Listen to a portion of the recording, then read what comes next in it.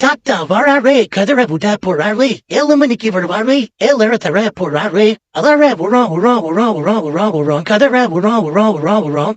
என்னங்க யாரு தாத்தா பத்தி பாட்டு படிக்கன்னு சொல்லியா பாக்கீங்க? எங்கட ஏரியால ஒரு இளநீ விக்கிற தாத்தா இருக்காருங்க.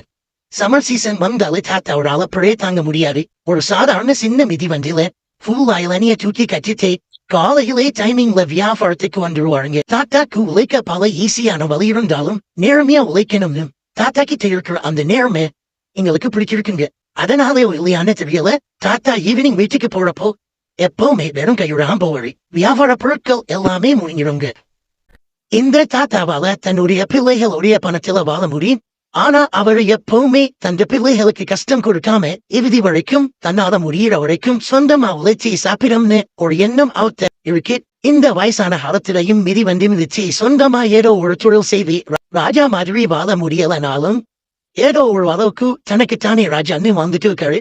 போதுமன்ற மனமேப்பம் செய்ய மறந்துன்னு சொல்லுற மாதிரி இந்த தாத்தாவோட மனசை உண்மையிலே பாராட்டக்கூடியதுதான்.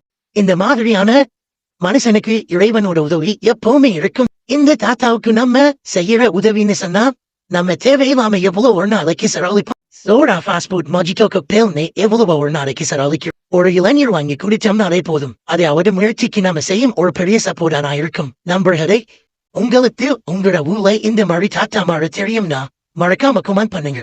வயசான காலத்திலையும் உழைத்தி சாப்பிடன்னு இருக்கிறேன். இந்த எங்கட ஏரியா தாத்தாவை உங்களுக்கு பிடிக்கிறதா இந்த வீடியோக்கு லைக் பண்ணுங்க. காரணம் ரிலேட்டட் வீடியோ ஹெல்த் டிப்ஸ் வீடியோக்கள் பார்க்கணும்னா நம்ம சேனலை சப்ஸ்கிரைப் செய்து சப்போர்ட் பண்ணுங்க.